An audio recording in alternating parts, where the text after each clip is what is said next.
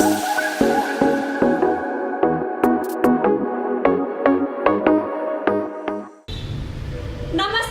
అందరికి, అందరు మంచిగా ఉన్నారా? నేనైతే మస్తు మంచిగా ఉన్నా. ఇలా నేను ఏడున్నా అంటే మీ అందరికి రియల్ ఎస్టేట్ లా రియల్ హీరోని పరిచయం చేద్దామని రాజా ఇన్ఫ్రా డెవలపర్స్ వచ్చేసిన. మరి ఇంకెందుకు ఆలస్యం చేసుడు, పాండ్రియ సార్ దగ్గరకు పోయి ఇంత చిన్న వయసులా ఇన్ని అవార్డులు రివార్డులు ఎట్లా సంపాదించుకున్నాడు, ఏంది కథ అని ఆయన మాట ముచ్చట్లా తెలుసుకుందాం. పాండ్రి, నమస్తే సార్. మస్తున్నా, మీరు ఎట్లున్నారు? అయితే చాలా రంగాలు ఉంటాయి కదా, ఎందుకు రియల్ ఎస్టేటే ఎందుకు ఎంచుకున్నారు? ముందుగా ప్రేక్షక మహాశైలకు శుభాభివందనాలు. నన్ను ఇంతవరకు ప్రోత్సహిస్తూ నన్ను ఇంతవరకు నా ప్రయాణంలో సహాయపడుతున్న ప్రతి ఒక్కరికి నా యొక్క హృదయపూర్వక ధన్యవాదాలు తెలియజేస్తున్నాను. సో మంచి క్వశ్చన్ అడిగారు. రియల్ ఎస్టేట్ అనేది ఎందుకు చేస్తున్నారు అనేది మీ క్వశ్చన్. ఈ భూప్రపంచం మొత్తంలో, ఈ పంచభూతాల్లో మానవుడు తయారు చేయలేంది, అంటే మనిషి తయారు చేయలేంది నేను ఎంచుకోవాలను.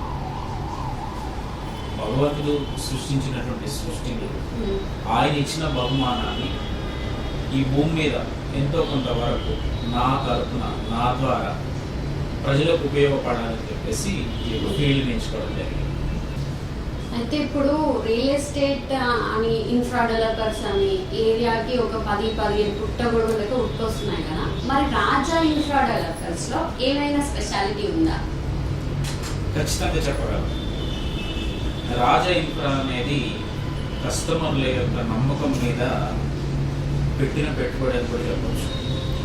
నేను ఎందుకు చెప్తున్నానంటే, ఇప్పటి వరకు రాజా ఇన్ఫ్రా అనేది 8,000 మందికి సర్వీస్ చేయగలిగింది. అది ఓపెన్ ప్లాట్ రూపంలో కానివ్వండి, విల్లా రూపంలో కానివ్వండి, అపార్ట్మెంట్ రూపంలో కానివ్వండి, కస్టమర్ల నమ్మకాన్ని నిలబెట్టుకోండి. ఈ రాజా ఇన్ఫ్రా అనేది కస్టమర్లు నిలబెట్టినటువంటి పునాది అని నేను గర్వంగా చెప్పగలను. ఇప్పుడు మీరు చెప్పారు కదా ఈ ఫీల్డ్ ఎందుకు ఎంచుకున్నానంటే, మీరు అది ఎప్పటి నుంచి అనుకున్నారు? అంటే మీకు చిన్నప్పటి నుంచి ఉండిందా, లేకపోతే మీ స్టడీ అయిపోయిన తర్వాత, అంటే ఈ ఫీల్డ్ కంటే ముందు ఇంకేమైనా చేసిరా? ఎందుకు ఈ ఫీల్డ్ని ఎంచుకున్నారు? చాలా మంచి క్వశ్చన్ అడిగారు.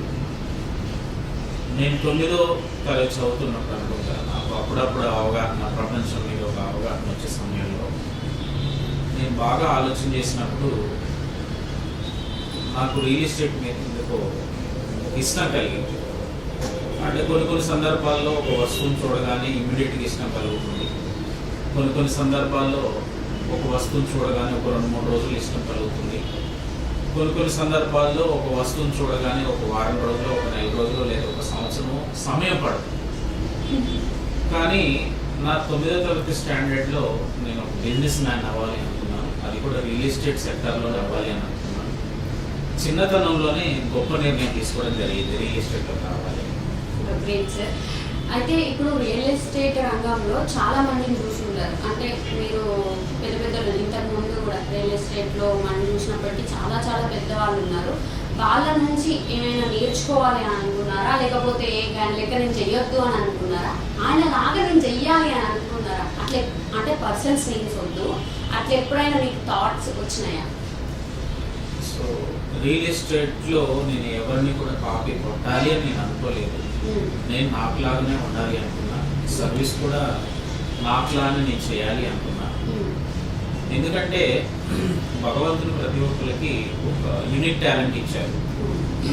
ఆ యూనిక్ టాలెంట్ని నేను రియల్ ఎస్టేట్లో ఉపయోగించాలి అనుకున్నాను. కాబట్టి నా ఆలోచనలు కానివ్వండి, నా సామర్థ్యం కానివ్వండి, నేను వెళ్ళే మార్గం కానివ్వండి, నా ఆలోచన విధానం కానీ వేరే వాళ్ళకంటే సపరేట్గానే ఉంటుందని నేను ఖచ్చితంగా చెప్పగలను. అది మేము కూడా చూసినాము. రాజా ఇన్ఫ్రా డెవలపర్స్కి ఇంకా వేరే కంపెనీస్కి చాలా డిఫరెన్స్ అయితే చూసినాము. అందుకే నేను మిమ్మల్ని క్వశ్చన్ అడిగాను. ఇంకొకటి, అంటే ఎన్ని సంవత్సరాలు అయితే మీరు ఈ ఫీల్డ్లోకి వచ్చి? నేను రియల్ ఎస్టేట్ కెరీర్కి వచ్చి 14 సంవత్సరాలు అవుతుంది. 14 సంవత్సరాలుగా దాదాపుగా 25 వెంచర్లు మనం పంపించేయడం జరిగింది. 8,000 మంది కస్టమర్లను మనం సంపాదించుకున్నాం, ఆత్మీయులను సంపాదించుకున్నాం.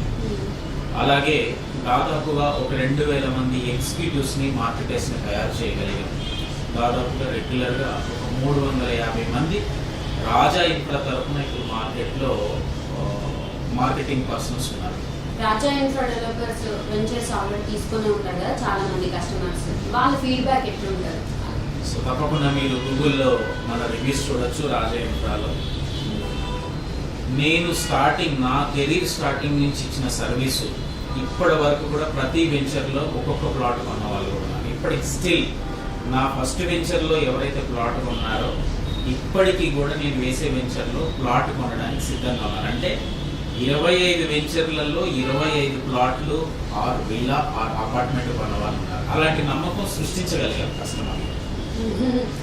ఇంకొకటి అంటే ఈ రియల్ ఎస్టేట్ ఫీల్డ్లోనే అసలు ఇంత చిన్న వయసులో చైర్మన్ అవ్వడం మేమైతే ఎక్కడ చూడలే. మరి మీకు అది ఎట్లా సాధ్యమైంది?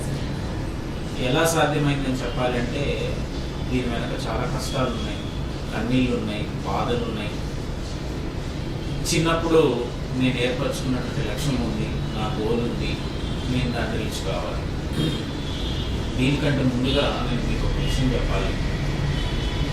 నేను కేవలం వరంగల్ నుంచి ఒక 500 రూపాయలతో మాత్రమే నేను హైదరాబాద్ వచ్చాను. ఎక్కడ ఉండాలో తెలియదు, ఏ జాబ్ చేయాలో తెలియదు, ఎవరిని పరిచయం చేసుకోవాలో తెలియదు, ఏ సంస్థలో జాయిన్ అవ్వాలో తెలియదు.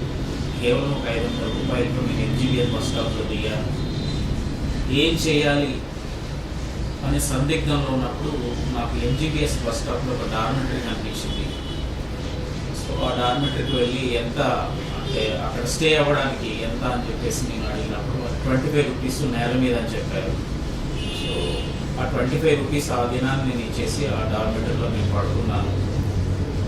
దానికంటే ముందుగా సాయంత్రం 5 గంటలప్పుడు నాకు అక్కడ బుక్ స్టాల్లో ఒక ఈనాడు పేపర్ నేను చూసి తీసుకోవడం జరిగింది. ఎందుకో సడన్గా ఆ ఈనాడు పేపర్ చూడాలనిపించింది. చూసాను. చూసిన తర్వాత దాంట్లో ఉద్యోగ అవకాశాలు అని చెప్పేసి దాంట్లో యాడ్ చూడడం జరిగింది. ఆ యాడ్ చూసిన తర్వాత నేను వాళ్ళకి ఫోన్ చేస్తే వాళ్ళ నా తారనాకలో మా ఆఫీస్ ఉంటుంది, మీరు రండి మీకు ఉద్యోగ అవకాశం కల్పిస్తామని చెప్పేసి వాళ్ళు చెప్పడం జరిగింది. మరుసటి దినానే నేను 10 గంటలకల్లా వాళ్ళ ఆఫీస్కి రీచ్ అవ్వడం జరిగింది.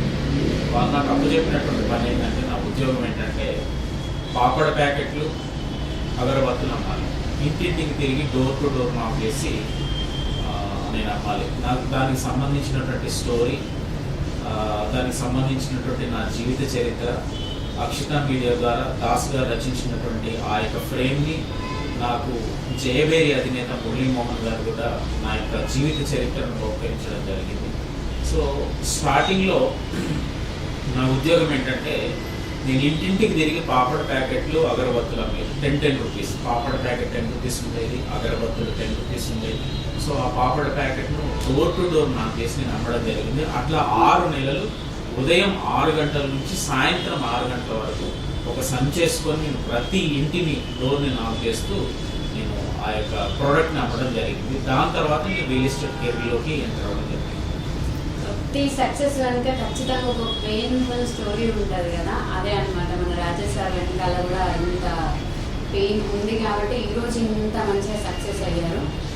ఇప్పుడు ఇట్లా సక్సెస్ అయ్యారు కదా, రాజా ఇన్ఫ్రా డెవలపర్స్లో స్టాఫ్ కానీ అంటే ఫ్యామిలీ సపోర్ట్ కానీ ఎట్లుంటారు?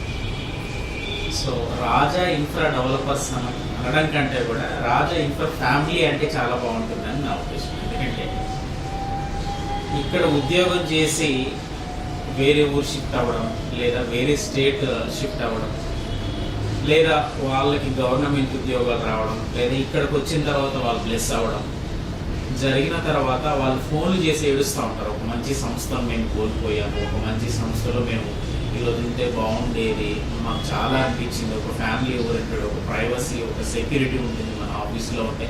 మాకు ఏ ఆఫీస్లో కూడా అలాంటి అనుభవం కలగలేదు. రాజా ఇన్ఫ్రాలో మాత్రం మాకు ఏ ఆపద వచ్చినా, ఏ కష్టం వచ్చినా కూడా మీరు మా ఎంట ఉన్నారు, మాతో ఉన్నారు, మాతో కలిసిపోయారు అనేటువంటి ఆ అనుభవం మా ఎంప్లాయీస్ చెప్తా ఉంటే చాలా సంతోషంగా అనిపిస్తుంది. ఇంతకంటే మనకి ఏం కావాలి, ఇంతకంటే మనకు ఏం ఉపయోగం అనేది కూడా కొన్ని సందర్భాల్లో నాకు అనిపిస్తా ఉంది. అయితే మీరు ఇన్ని సంవత్సరాలు 14 సంవత్సరాల నుంచి వెంచర్స్ ప్రాజెక్ట్ చేస్తూనే ఉన్నారు కదా, ఎప్పుడైనా పక్క పైసలు పెట్టే ఉంటారు, అవి బ్లాక్ అయినప్పుడు ఎట్లుండదు మీ పరిస్థితి? అంటే ఏం చేద్దాం అనుకున్నారు? ఏ సాల్తీ పోదామని అనుకున్నారా, లేకపోతే ఇంకా ఇంకా ఇంకా ముందుకు వచ్చి ఇంకా చేయాలని అనుకున్నారా? వ్యాపారంలో దిగిన తర్వాత వ్యాపారం చేస్తున్నప్పుడు లాభ నష్టాలు అనేది సహజంగా ఉంటాయి. అది ఏ వ్యాపారం అయినా, రియల్ ఎస్టేట్ కానివ్వండి, ఇంకో వ్యాపారం కానివ్వండి, ఇంకో వ్యాపారం కానివ్వండి, ప్రతి ఒక్క వ్యాపారం కూడా లాభ నష్టాలు ఉంటాయి. మనం ఓన్లీ లాభంని చూడడమే కాదు, నష్టాన్ని కూడా చూడాలి. పడుతూ లేస్తూ ఉన్నప్పుడు ఆ అనుభవాలు మనకు పాఠాలకు ఉపయోగపడతాయి. ఆ పాఠాలను మనం ఉపయోగించుకొని మరలా నెక్స్ట్ స్టెప్ ఏ విధంగా వేయాలి, ఏ విధంగా మనం దాన్ని ఆ యొక్క నష్టాన్ని మనం పూడ్చుకోవాలనే సందర్భాన్ని బట్టి, సమయాన్ని బట్టి మనం దాన్ని అనుభవించుకుంటూ వెళ్ళిపోయినప్పుడే దానికి ఒక సార్థకత ఉంటుందని చెప్పేసి నేను భావిస్తున్నాను. మీరు అసలు అనుకున్నారా ఇన్ని అవార్డ్స్ రివార్డ్స్ తీసుకుంటామని అనుకున్నారా? అసలు తీసుకున్న తర్వాత మీ ఫీలింగ్ ఎట్లుంది? ఖచ్చితంగా నేను అనుకోలేదు. ఎందుకంటే ముందుగా నేను నా తల్లిదండ్రులు, నా దైవ సామాన్యులైనటువంటి నా తల్లిదండ్రులకు నేను నా జీవితంతో రుణపడి ఉంటాను. ఎందుకంటే నేను ఒక్కడనే అబ్బాయిని నా తల్లిదండ్రులకు. చిన్నప్పటి నుంచి కూడా మా తల్లిదండ్రులు ఏమి నన్ను గారాబంగా పెంచలేదు. ఒక వస్తువు యొక్క విలువ చెప్పారు, ఒక మనిషి యొక్క విలువ చెప్పారు, ఒక జీవితం యొక్క విలువ చెప్పడం ద్వారానే నేను ఈరోజు ఈ ఫీల్డ్లో ఉన్నానని నేను బలంగా నమ్ముతాను. ఎందుకనంటే ఇన్ని అవార్డులు, ఇన్ని రివార్డులు రావాలి అంటే కనుక ఖచ్చితంగా దాని వెనక కష్టాలు, కన్నీళ్ళు, అనుభవాలు, సమస్యలు ఎన్నో ఉంటాయి. సో 14 సంవత్సరాల నుంచి నేను అనుభవించింది ముఖ్యంగా చెప్పాలి అంటే కష్టాలు. అంటే ప్రతి ఒక్కరు కూడా జీవితంలో సక్సెస్ అవ్వగలవా, నీ వల్ల అవుతుందా, నీతో కాదులే, నీ వల్ల కాదులే, ఎందుకు కష్టపడుతున్నావు, ఎందుకు ఉరుకులాడుతున్నావు, సో ఎంతోమంది ఉరుకులాడారు వెనక్కి వచ్చేసారు అని చెప్పేసి నన్ను డిమోటివేట్ చేసినప్పుడు నేను ఎవరి మీద ఆధారపడలేదు. కేవలం నా కష్టం మీద నేను ఆధారపడ్డాను, నా గోల్ మీద నేను ఆధారపడ్డాను, నా లక్ష్యం మీద నేను ఆధారపడ్డాను, నాకు ఉండేటువంటి నా ప్లాన్స్, నా ఫ్యూచర్ ప్లాన్స్ మీదనే నేను ఆధారపడ్డాను. కాబట్టి ఈరోజు ఇన్ని awards, national and international awards పొందుకోవడానికి నేను అర్హున్నాయని నేను బలంగా నమ్ముతాను. సో లాస్ట్ ఇయర్ 2023లో నాకు ఇంటర్నేషనల్ ఐకాన్ అవార్డు వచ్చింది. రాజా ఇన్ఫ్రా డెవలపర్స్ ఫాస్టెస్ట్ గ్రోయింగ్ కంపెనీగా ఇండియాలోనే అవార్డు తీసుకోవడం జరిగింది. రీసెంట్గా జూలై 14, 2024లో కూడా hall of fame high range world record మనం తీసుకోవడం జరిగింది రాజా ఇన్ఫ్రా.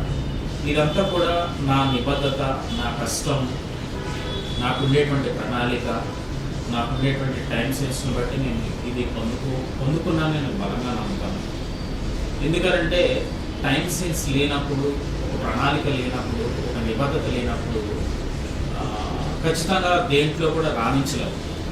ఎందుకనంటే దాని మీద ఎప్పుడు ఫోకస్ ఉండాలి, నిరంతరం శ్రమిస్తూ ఉండాలి. కష్టాలు రాగానే కృంగిపోవద్దు, నష్టాలు రాగానే మనము దాన్ని అయ్యో నష్టం వచ్చింది కదా, అయ్యో బాధ వచ్చింది కదా అని చెప్పేసి మనం డల్ అవ్వద్దు. సో ఆ నష్టం ఎందుకు వచ్చింది, ఆ బాధ ఎందుకు వచ్చింది అని ఆలోచన చేయకుండా ఆ నష్టాన్ని ఏ విధంగా కూర్చాలి, ఆ నష్టం నుంచి మనం బయటికి ఏ విధంగా పడాలి, ఆ బాధను ఏ విధంగా ఓవర్కమ్ చేయాలని వాటి మీద మనం ఫోకస్ పెడితే మనం మరింత ముందుకెళ్ళగలము అనేది నా యొక్క ఆలోచన. ఈ రంగంలోకి అంటే వెళ్తా అనుకున్నప్పుడు కానీ, వెళ్ళిన తర్వాత కానీ, వచ్చిన తర్వాత కానీ ఏదో ఒక టార్గెట్ అయితే అనుకుంటారు కదా, మరి ఆ టార్గెట్ రీచ్ అయ్యారా, అవ్వబోతున్నారా?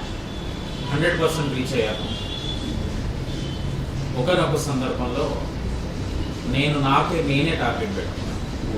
ఇది 2019 సంవత్సరం.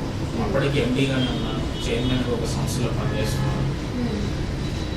సో జనవరి 1వ తారీఖు నుంచి జనవరి 31కి ఎవరి సహాయ సహకారాలు లేకుండా, ఏ ఎగ్జిక్యూటివ్ సహాయ సహకారాలు లేకుండా నాకై నేను కస్టమర్ని కలవాలి, నాకై నేను కస్టమర్ని మోటివేట్ చేయాలి, ప్రోడక్ట్ గురించి ఎక్స్ప్లెయిన్ చేయాలి అని చెప్పేసి నేను అనుకున్నాను. దాదాపుగా ఆ నెల నేను 22 కోట్ల బిజినెస్ చేసిన సింగిల్గా. చాలా రియల్ ఎస్టేట్ కంపెనీస్ ఉన్నాయి కదా, మరి కస్టమర్లు అందరూ రాజా ఇన్ఫ్రా డెవలపర్స్ని ఎందుకు నమ్మాలి, ఎందుకు నమ్ముతున్నారు? చాలా అద్భుతమైన క్వశ్చన్ అడిగారు. నేను ముందుగానే మీకు చెప్పాను, రాజా ఇన్ఫ్రా అనేది కస్టమర్ల యొక్క నమ్మకం మీద కట్టినటువంటి పునాది అని చెప్పాను. ఇప్పటి వరకు మేము యాడ్స్ రూపంలో కానివ్వండి, లేదా ఇంకా ఏదో మార్కెటింగ్ రూపంలో కానీ చేసిన మార్కెట్ కంటే కూడా కస్టమర్ మాకు రిఫరెన్స్ ఇచ్చి పలానా రాజా ఇన్ఫ్రాలో ప్లాట్ కొనుక్కోండి, విల్లా కొనుక్కోండి, అపార్ట్మెంట్ కొనుక్కోండి, వాళ్ళు మంచి సర్వీస్ ఇస్తారు, జెన్యున్గా ఉంటాయి, వాళ్ళ ప్రాపర్టీస్ అన్నీ కూడా క్లియర్ టైటిల్ ఉంటాయి, వాళ్ళ లొకేషన్స్ కూడా చాలా అద్భుతంగా ఉంటాయి, స్పాన్ ఆఫ్ పీరియడ్లో మీకు అప్రిషియేషన్ వచ్చే అవకాశం ఉంటుంది. కాబట్టి కస్టమర్లు మాకు రిఫర్ చేసిన సందర్భాలే ఎక్కువ ఉన్నాయి. మా నమ్మకాన్ని మేము కస్టమర్ల దగ్గర ఆ విధంగా నిలబెట్టుకోవడం జరిగింది. కాబట్టి రాజా ఇన్ఫ్రా అనేది ఎవరో నిలబడితే కాదు, కస్టమర్లు నిలబెట్టినటువంటి సంస్థ.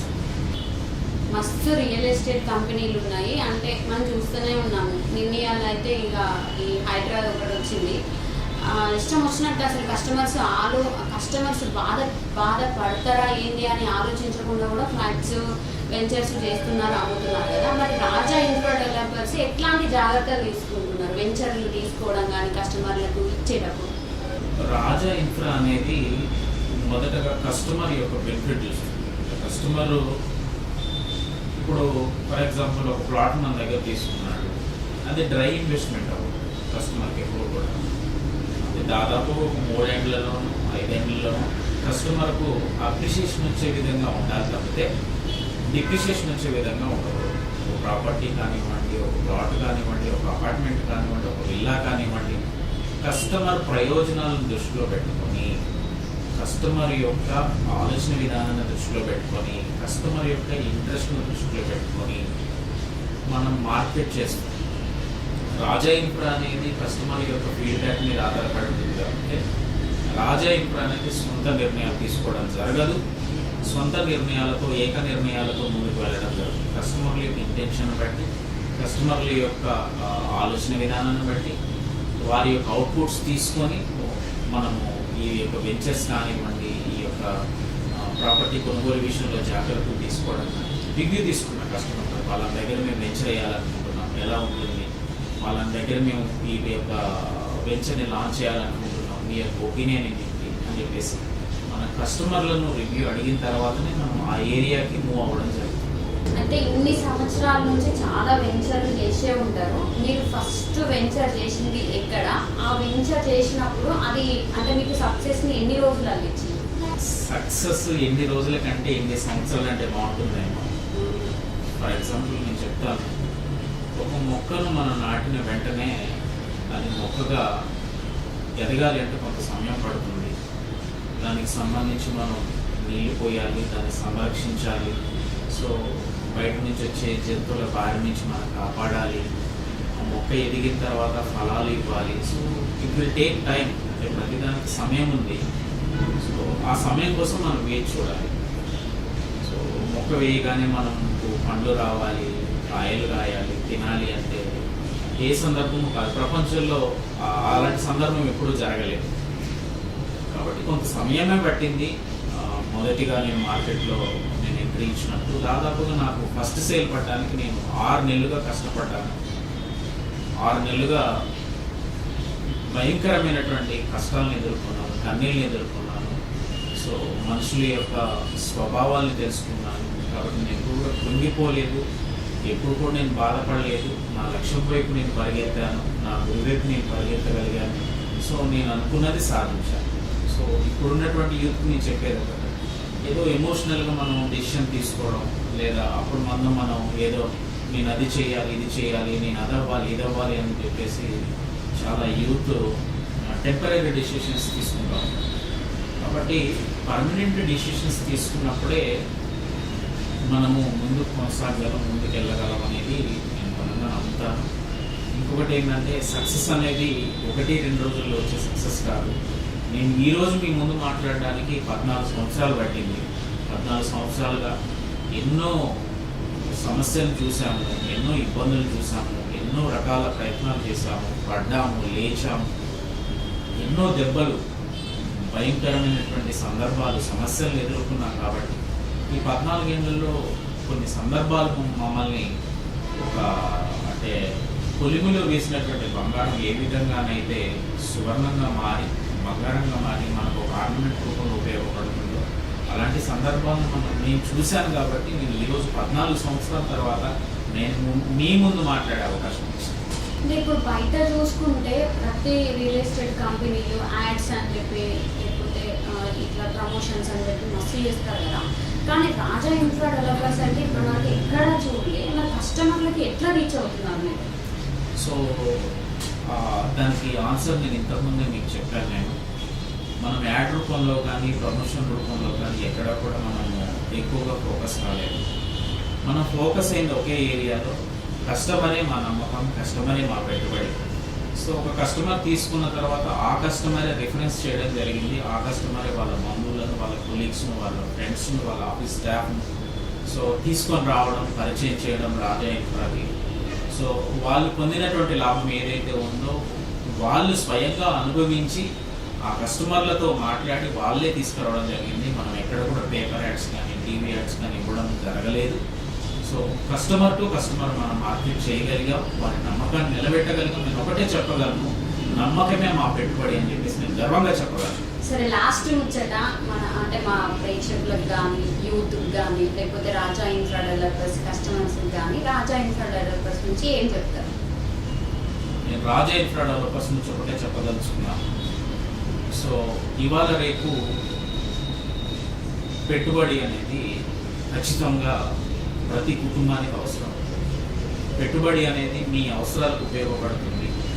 ఎక్కడైనా ఒక దగ్గర ఒక చిన్న ల్యాండ్, చిన్న ప్లాటో, లేదా ఒక చిన్న ఇల్లు, లేకపోతే ఫ్లాట్ తీసుకొని మీ కుటుంబానికి రాబోయే తరాలకు ఒక మార్గదర్శకంగా నిలబడాలని, వారికి అండగా నిలబడాలని నేను కోరుతున్నాను.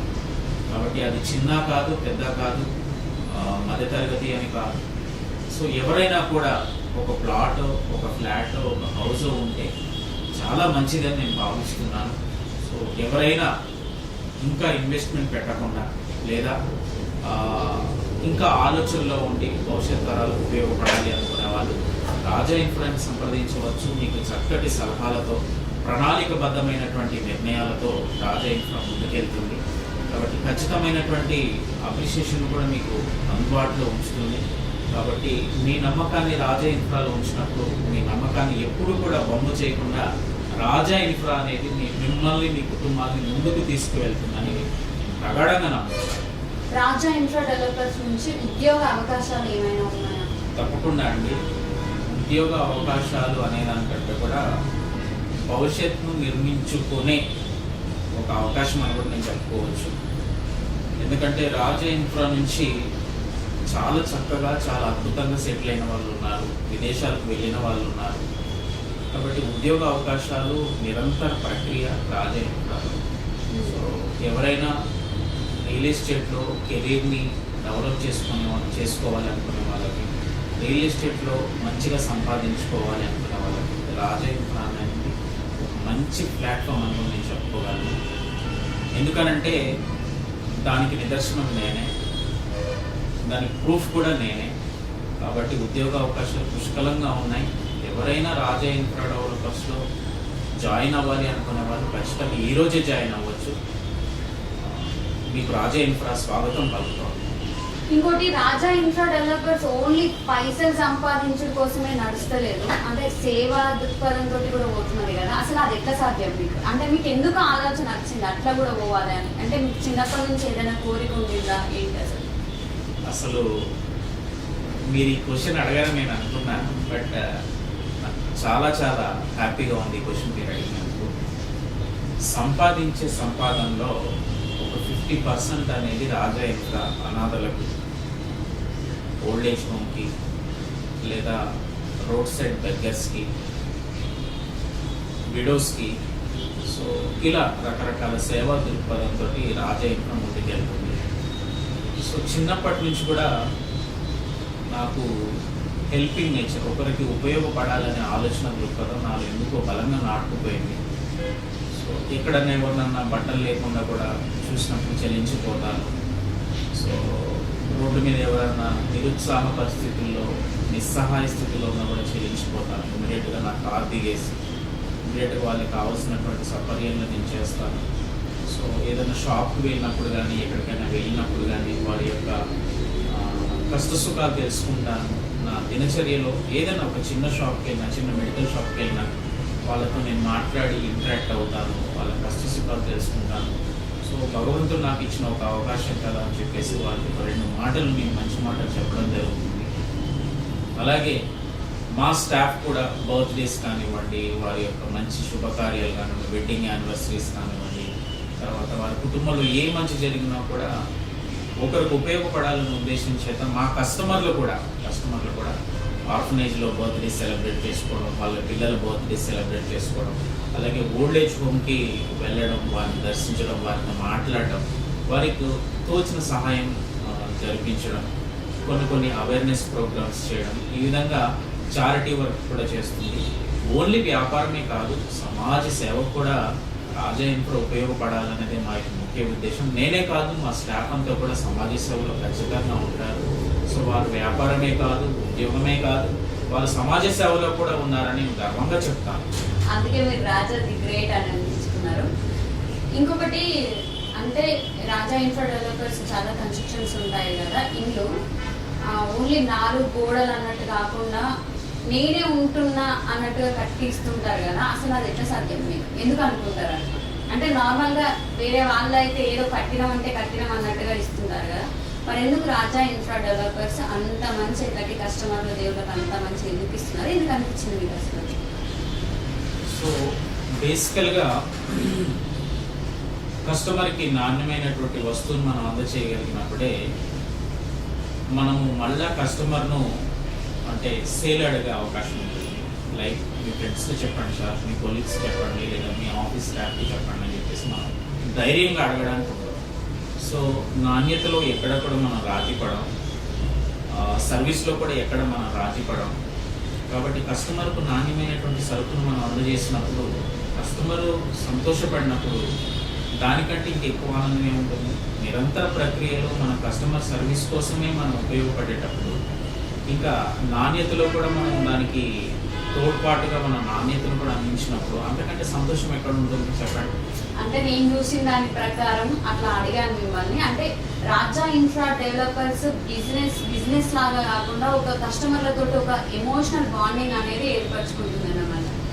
తప్పకుండా ప్రతి మ్యారేజ్ కస్టమర్ మ్యారేజ్లో అటెండ్ అవుతాము, ప్రతి శుభకార్యంలో అటెండ్ అవుతాము, వారికి కష్టం వచ్చినప్పుడు వాళ్ళ ఇంటి దగ్గర ఉంటాము, వాళ్ళు కన్నీళ్ళు కార్చేటప్పుడు వారి పక్కన ఉంటాము. సో ప్రతి కస్టమర్తో ఇండివిజువల్గా నాకు చాలా కనెక్షన్ ఉంటుంది. ప్రతి కస్టమర్తో నేను మాట్లాడతాను. ఈ కస్టమర్ యొక్క కష్ట సుఖాలు తెలుసుకుంటాను, వారిని విజిట్ చేసుకుంటాను. అప్పుడప్పుడు వారి గృహాలకు వెళ్ళి వాళ్ళతో మాట్లాడి వాళ్ళ ఇంట్లో టీ స్నాక్స్ తీసుకొని రావడం జరుగుతుంది. కస్టమర్కి మనం ప్లాట్ అమ్మామా, కస్టమర్కి మనం విల్లా అమ్మామా, కస్టమర్కి మనం అపార్ట్మెంట్ అమ్మామా, అయిపోయిందా మన వ్యాపారం అనేది కాకుండా కస్టమర్ యొక్క కష్ట సుఖాల్లో కూడా మనం పంచుకోవడం జరుగుతూ ఉంది. కాబట్టి నేను ముందుగానే చెప్పాను, రాజా ఇన్ఫ్రా అనేది కస్టమర్ యొక్క పునాది మీద ఏర్పడింది కాబట్టి కస్టమర్తో ఖచ్చితంగా అలాంటి బంధం ఉంటుంది. చూస్తున్నారు కదా, ఇవి రాజా గారి అవార్డ్స్ రివార్డ్స్ అన్నమాట. అసలు ఇవి ఎప్పుడెప్పుడు వచ్చినాయి, ఎందుకు వచ్చినాయి అడిగి తెలుసుకుందాం. చెప్పండి సార్, ఇవన్నీ ఎట్లా వచ్చినాయి మీకు, ఎప్పుడెప్పుడు వచ్చినాయి, ఏంటి కదా? ఇది వచ్చేసి మనం గచ్చిబౌలి స్టేడియంలో కూచిపూడి నృత్యం అని చెప్పేసి మనం గిన్నిస్ వరల్డ్ రికార్డ్ చేశాము.